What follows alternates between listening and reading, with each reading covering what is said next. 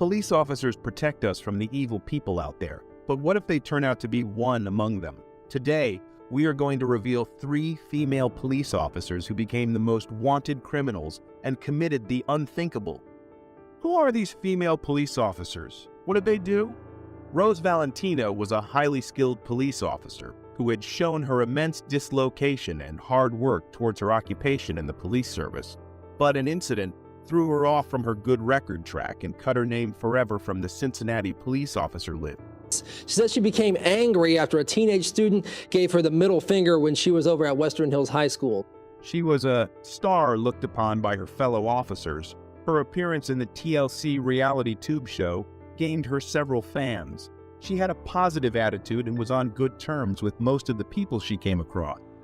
On April 5, 2022, Rose Valentino was on duty and was driving her police car. She was heading to the district police station to hand over a report when she noticed disturbing traffic caused by many cars parked near Western Hills University High School.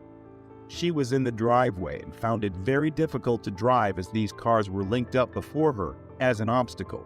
Even though she was in no hurry, she became very furious and switched on her sirens and light. The people who were in the cars were the parents of the students studying in the high school. They all came to pick up their children after school hours. Rose Valentino was aware of the situation, but she couldn't control her anger. She started being verbally angry and demanding they move their cars. Her window was down and she started yelling at the people to move their cars and provide her with a way out. A black male student was fossa pointed with the furious behaviors of Rose Valentino Demguille. He put up his middle finger. This was spotted by those, and she became even more furious. She reached a stage where she was no longer in control of her emotion. She started verbally abusing the boy by speaking mean words. She then started shouting the N-word, and this was heard by the crowd. Her frustration was due to the long lines of traffic and the ignorance shown by the people who did not move their cars.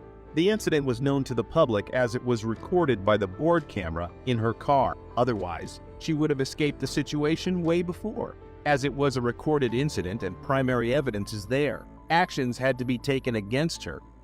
The white police officer uses racial slurs against a high school student. This was the heading that covered all the newspapers and media. Rose Valentino was the one who claimed that the student showed her the middle finger. She has no evidence to prove her claim. Her board camera only recorded her racial slurs and aggressive behaviors. The student was not even visible in the board camera. Her claims will not stand on their own in court. She needs to prove it with evidence. As we look into the matter, we understand that Western Hills University High School is primarily filled with black students. Around 70% of the classroom strength is occupied by black students, was the interim police officer, and she thoroughly checked the circumstances and reason for Rose to lead up to get sort of character. City officials approved the recommendation of Teresa. Rose Valentino no longer enjoyed her role in the police service. The Cincinnati Police Department did not want a person like Rose Valentino to work for them. The next story is about Megan Hall, a patrol officer of Laverne. Her story would shock you forever. 4 officers got suspended along with Megan Hall for engaging in sexual acts during service. Juan Lugo Piers, Lewis Powell, Seneca Shields, and Henry T. McGowan were the 4 police officers who got the suspension. What did they do? What were the offenses they committed? Patrick Magliocco, Larry Holliday, and Gavin Schuberl were faced with immediate suspension. Jason Cole, Laverne's mayor, received information that Megan was having several affairs in her department. An investigation was conducted to find out the truth. Magliocco was the first to admit to having sex with her, and she even kissed his wife after discovering that he had an open marriage. Since the spring of 2022, Magliocco and his wife was engaging in sexual acts with Hall. They were even caught by her husband, but were not accused of anything severe. Powell was married when he had oral sex with Megan while on duty. He came to know that Hall had multiple partners, and this led him to confess his doings to his wife and come clean before her. Seneca Shields was the difficult one among these police officers, as he denied having any kind of sexual relation with Hall. When investigated further, he revealed that they were engaged in oral sex at the department's gym. They did these acts while being on duty. Holliday said that once he invited his fellow officers to his home, and they were all heavily drunk, but nothing happened in his home. Then, later on, he admitted to meeting Hall in hotel rooms and enhancing in sexual acts with her. McGowan had visited Hall's place along with his female friends, and they exposed their genitals before Hall. The Memorial Day hot tub party was the incident that led to the revelation of this major scandal. Officer Stats posted the video where they were all having fun. Magliocco forced Hall to drink vodka, and Hall was heavily intoxicated. She was unable to think in her right mind, and she took her top off at the party. Officer Durham was with Hall enjoying the pool when she showed her breasts to everyone. Stats tried to cover her up and protect her from future embarrassment. As the investigation went deeper, Hall was asked about all these accusations. She denied every one of them and said that she did not have any kind of sexual relations with the men in her department. She said that she had a relationship with Holliday. Apart from that, she did not have any kind of malicious relationships. She revealed that she had sent revealing images to the officers. She admits that she had a sexual relationship with Powell and Perez. Lugo was in denial that he had any kind of relationship with Hall. At the end of the investigation, the scandal was sealed by firing Hall, Lugo, Powell, Shields, and McGowan. Holliday, Magliocco, and Achieved were faced with a suspension due to their relationship with Hall. 26 February 1996 was the day this brutal murder happened. The daughter of Dr. Nels Rasmussen was murdered in Los Angeles. Before being murdered, Sherry felt stalked for a long time, and she informed her father about her concerns about being stalked. Stephanie J. Lazarus was the person who stalked Sherry. Sherry's father was desperately trying to bring out her murderer before the court, but police tried to close the case by putting it under the category of robbery. Many said that the police tried to cover up the murder and redirect it as they didn't want to lose one of their own. Why would Stephanie murder Sherry? What was the motive? Well, it's a love triangle. John, the husband of Sherry, was in love with Stephanie before he got married to Sherry. Stephanie was head over heels in love with John, but they could not get married to each other. They were in ULA together and celebrated their love for each other with the batch of '92, but their on and off relationship did not survive much. John met Sherry shortly after he ended things with Stephanie. Sherry was working at the Glendale Adventist Medical Center and was a sweetheart. He soon fell for her and asked her hands for marriage. Stephanie thought he lost John forever, but John decided to hook up with her for one last time. They had a secret relationship and no one knew about it. John later on ended things as soon as he got officially married in 1996, but Stephanie became emotionally locked in. Stephanie took her gun and shot Sherry to death in her house. John and left the place. The police officers couldn't find the murderer, but later on, they found out after 23 years through DNA tests. Do you think Stephanie killed Sherry? Is jealousy strong enough to kill a human being? Let us know in the comments. It was a special day in Tamarack, Florida, as the deputy sheriffs were being honored for their service throughout the year. This was celebrated in their routine city council ceremony, where all the officers were present. The day went exactly as planned. When it was time to announce Deputy of the Month, Joshua Gallardo was awarded with the title and was extremely proud and delighted with his achievement. However, things took an unexpected turn when a young man asked Joshua to come back on the stage with his microphone for a minute. Why did he do so? Baffled at this, everyone remained confused at what's happening. Turns out that the guy was none other than the city commissioner, Mike Gillan. He pointed out an incident that took place between himself and Joshua in 2015.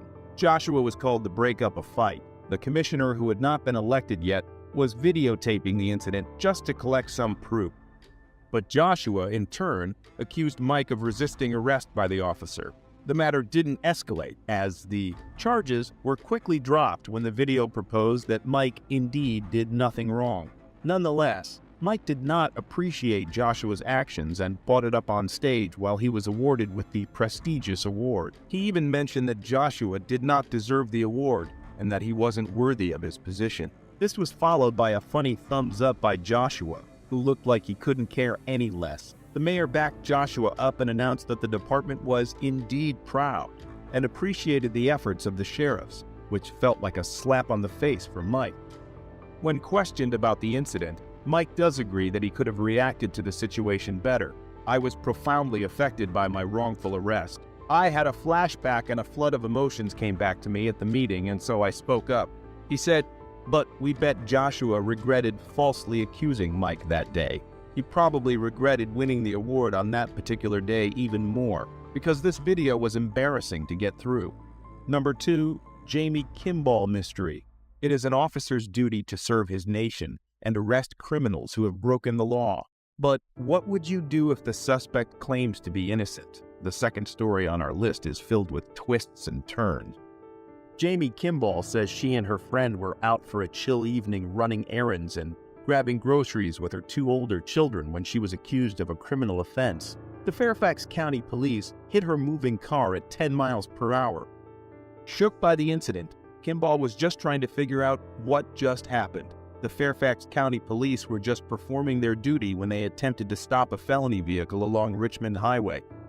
Jamie Kimball and her 2 kids, who were in the backseat of the car, were approached with guns from these officers, who claimed that the young mom had performed criminal activity a few days prior. Kimball, who was terrified about her own safety and that of her kids, kept denying these accusations, but the cops remained certain about their claims. But here's where things get interesting. When the date of the criminal activity that was accused on Kimball was revealed, a shocking new discovery was made, which changed the face of the case. It was uncovered that the exact same date of the crime scene turned out to be the same day when Kimball was in the hospital having her newborn. How could that even be possible? Did the officers falsely accuse Kimball? Well, not completely. Further investigation suggested that the officers convicted Kimball not due to her identity, but rather because of her car. The case got less complicated when Kimball indicated that the title of the car was only recently transferred into her name. Her new ownership had not yet been updated with the Department of Motor Vehicles properly, and hence the officers who found the car earlier in a criminal case believed the suspect to be driving the car yet again. Kimball pointed out that she didn't receive any alert to pull over. No lights, no siren, no anything. And everything happened so quickly. All I knew at that point that I was in pain. I wanted to know that my babies were okay in their back, and I didn't know why the hell I was being stopped. "Oh," said Kimball. She expected a thorough apology from the Fairfax County Police for the traumatizing event that took place. "It's not something that can be taken back. We didn't receive an apology for how we were treated, specifically my children. My daughter's 5 years old and my son is 1, Mike. I don't feel like they should have had to experience or witness something like that." We do think Kimball deserves an apology for the damages induced, and we are certain that Fairfax County regretted the way they were hasty while accusing Kimball. Finally, for our top story in today's video, we have this awful incident by Officer Hernandez from Miami. The Miami police officer received immense backlash when the video of him slamming a handcuffed woman on the ground from the car went viral. The officer was captured grabbing a lady by her neck and dragging her out of the back seat of the car and subsequently slamming her on the floor. That's no way to treat a human. The suspect, who was a young woman in her early 20s, was exceptionally injured and laid unconscious in the ground for 15 minutes due to the officer's rage. The rough arrest was, ironically enough, caught in camera by the body cam that Officer Hernandez had on him while he was on duty. Talk about karma. The arrest was based on accusations of vandalism on the woman. As soon as she was cuffed and seated in the back seat of the police vehicle, the lady started disobeying the officers and started spitting on the argument. One thing led to the other, and before you knew it, Officer Hernandez had her slammed on the floor. The rough arrest went through an investigation panel where it was unanimously decided that Officer Hernandez no longer be part of the Miami Police Department. His actions were severely punished, and rightfully so. The paramedics were quickly brought to the scene, and they scrutinized the officer's actions. However, Hernandez kept defending himself and his violent action. The case, after review by the prosecutors and civilians panel, was put under the claims of police conduct, which resulted in Hernandez's resignation. The suspect's father was interviewed about the incident and questioned about how his daughter was doing. Despite not wanting to go on camera, he revealed that he was very much upset with the incident. He added that the happening has taken a huge toll on his daughter and that it would take a long time for her to get over the physical and emotional trauma that was caused to her. We hope the suspect and her family find hope and courage to get over this incident. And we are more than certain that Officer Hernandez would never treat another woman the way he did ever. November 13th, 2020, Trooper Jackson Little of the Arkansas State Police conducted a traffic stop on a person who only identified himself as James. Little suspected that James was speeding. There is relatively little evidence regarding this interaction, and it cannot conclusively confirm James's identity. So let's watch the video further and see what happens. All the way, man. Why is that? Roll down all the way so I can talk to you better. We can talk, right? Roll it down all the way. I'm not asking you and telling you. What law is that? Why are you starting this, man? The trooper advises the man to roll down all the way so he can talk to him better. But the man swears that he can talk with it all the way down. There's no law according to him, and if so, please tell him. Yes, We can talk. I'm not trying to be rude to you, anything like that. I'm really not trying to be rude to you either, but So what's the deal? Why don't you want to roll it down all the way? because I don't Why have don't you to. want to? I just, You just trying to be difficult? I'm not trying to be difficult. Do you want my license registration? Yeah, if you don't care. The trooper tells him that he's not trying to be rude to anyone, to which the man responds he's not trying to be rude to anyone. But the trooper replies, so what's the deal? Why don't you want to roll it down? The man then responds, I don't want to. I'm not trying to be difficult. Do you want my license registration? What's the reason for stopping me? If you First don't- off, okay, I'm Trooper Jackson Little with the Arkansas State Police, okay? I appreciate that. The reason I'm pulling you over is speeding. You know how fast you're going? I do. How fast were you going? I'm not going to answer that question. Okay, I got you going 87 into 65, man. That's a little quick. The man asked the trooper what the reason is for stopping him. The trooper then responded by saying, I'm going to pull you over for speeding. Are you aware of how fast you are going? The man then responds by saying he's not going to answer that question in any way. I got this dash cam here, Yeah. and it records my speed. Okay, how fast does it say you're going? I'm not going to answer that question, but Okay. I know it wasn't that. This is Okay. registration, How fast do you think you insurance. were going, please? I'm not going to answer that. Okay. I'm really not trying to be difficult with you, sir. So what's the deal then? The man then replies he got a dash cam here that records his speed and he is not going to answer at what speed he is going. Next, he gives his registration to the trooper. Well, what deal? Like why are you just being so defensive and argumentative? With what? Everything I'm saying. Well, I don't First off, believe. I'm not being popular, rolling the window down. It's not a huge deal. I'd like to talk to you better, you know. Instead of I think that we're like talking this. fine, though, aren't we? The trooper asks him if he's not being rude, then why is he being defensive and argumentative? What's the deal? With you, but Okay. let's start over. Okay. Can we do that? Yeah. My name's James. You have my Nice to ID meet you, here. man. And I just don't. The reason for the window, I'm not trying to be defensive or Yeah, argumentative or anything. Yeah. I just don't like to have it all the way down. Why's that? I just don't. Why is that, man? I just don't. you know? Okay. Everyone's different, I guess. Everyone is a little different, yeah. Yeah. You like it down, I don't, you know. it's- Okay.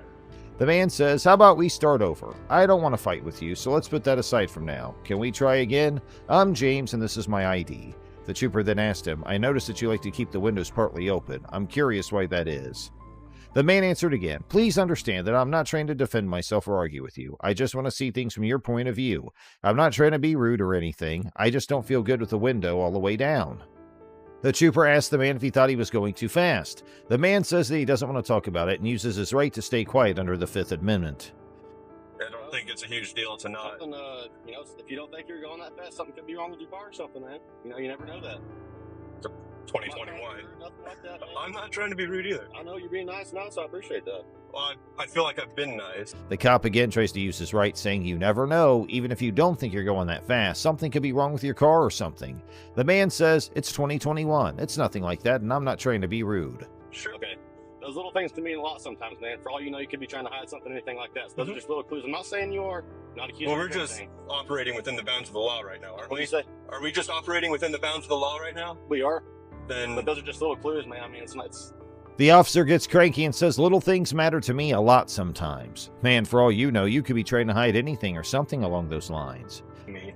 And you don't have the legal grounds to tell me to roll my window all the way down. That's the only thing.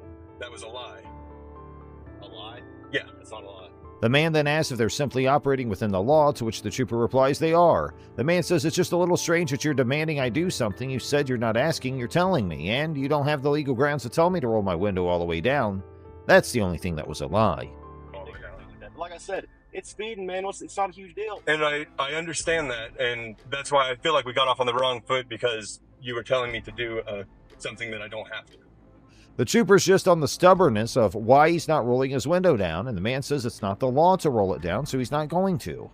I don't think you violated anything right now. Okay, Yeah. good deal.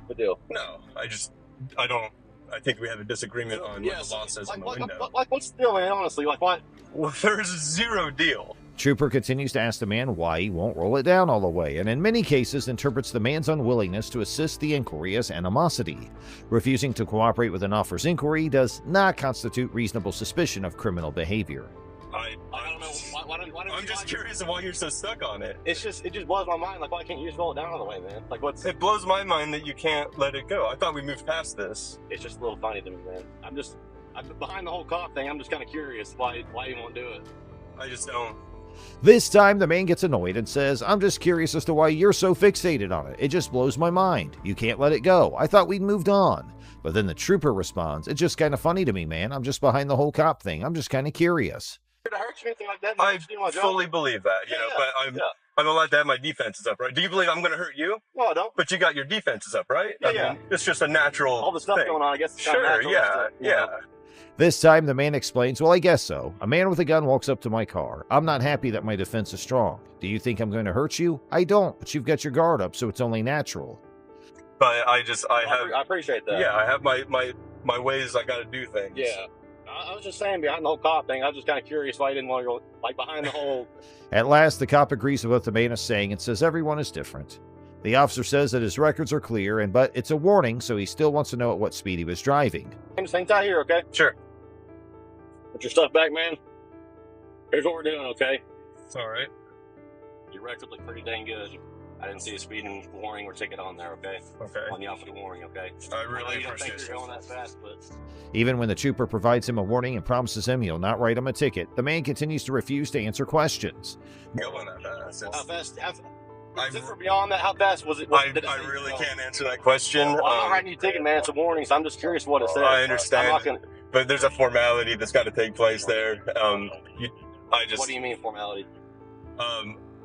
My right to remain silent on things. I'm not going to walk back there and rewrite a ticket, man. I can promise you that. I'm just curious. I can promise I won't answer the question. You have my word. I'm not going to do that. I promise you. That's on camera. That's on my camera. Nothing, however, would legally preclude the trooper from changing his mind and issuing a penalty after the warning was issued.